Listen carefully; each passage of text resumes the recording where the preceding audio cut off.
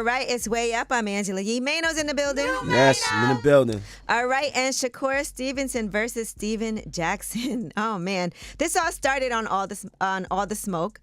Steven Jackson sat down with Roy Jones Jr. and they were talking about all of the young fighters. And one person they talked about was Shakur Stevenson, Indeed, who just recently won his fight. But a lot of people were saying, and you saw him and Mason Cameron having their back and forth. People were saying it just wasn't exciting that fight. And here is what Roy Jones Jr. had to say about Shakur. And that's his own thing. He a great fighter. He got great eyesight. He has great reaction time. He gonna be a great fighter.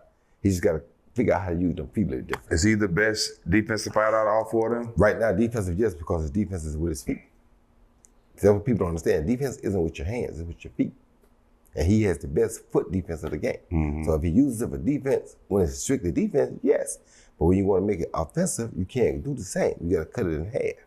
And that's the only thing he had a problem with. Once he learns that or figures that out, he gonna be a killer. All right. Well, that's fair. That's coming from Roy Jones Jr. That's definitely fair, right? Because he's a young fighter. He can improve.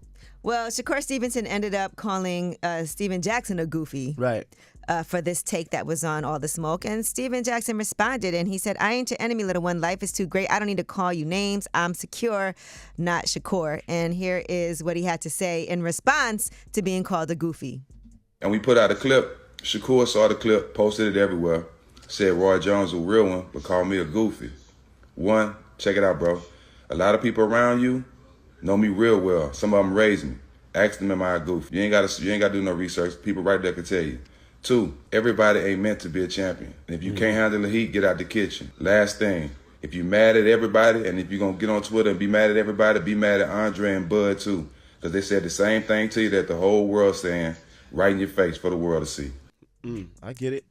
He fights a super defensive fight. He got to step it up on an offense. And then he's super defensive about his fighting. And he's super defensive about his fighting, though. But listen, you're a professional in some kind of respect. People going to have opinions about what you do, whether you rap, dance, box. You know what I was thinking, too?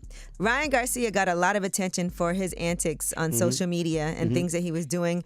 And it kind of propelled him even higher than just his boxing. Right. And maybe for Shakur Stevenson, because boxing takes a lot of marketing for people to want to make so it. Listen, more people talking about him now than ever. So it'll help, but he got to step it up in the ring, though.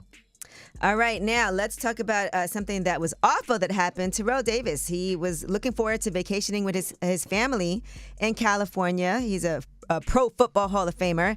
He was handcuffed and removed from a flight, a United Airlines plane, and it was for no apparent reason. This is a crazy story to me, but here is what he had to say when he was discussing what happened. The gentleman leans over. He has a big FBI on his shirt, on his jacket. And he leans over and he's got handcuffs. And I'm looking at him and he says, "Don't fight it. Don't fight it." And he puts the cuffs on me.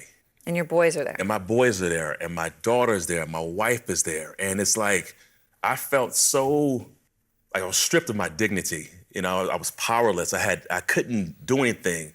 I'm wondering what's going on. They didn't ask me any questions. I had no chance to even explain what happened, if anything happened. Now, he was talking to Aaron Burnett on CNN, but the reason why they handcuffed him and did this to him was because he tapped the flight attendant to ask for a cup of ice. First he said, "I don't know if they didn't hear me or whatever," but then he basically lightly tapped the flight attendant's arm to get his attention to ask for a cup of ice for his son because he was traveling with his kids and his wife. And the flight attendant said, "Don't hit me," and then left and went to the front of the plane. And yes, and the passengers that were there who witnessed this were confused as well. He said he thought nothing of it other than that the employee was rude. Right. And so then after the plane landed, that's when FBI and law enforcement agents came to his seat and took him off the plane in handcuffs. Can you imagine? So they said that he assaulted her. Yeah, him. Yeah. Oh, it was him. Yeah, it was a guy. And so that flight attendant, by the way, is right now being investigated. Wow. So not sure what's going to happen with that. But that's awful to do that to somebody for that. All right. Well, that is your Yeetie. When we come back, we have Under the Radar. And since we're talking about flying, I want to talk about something that will make the alarm go off. Okay? I'm talking about big booties. It's way up.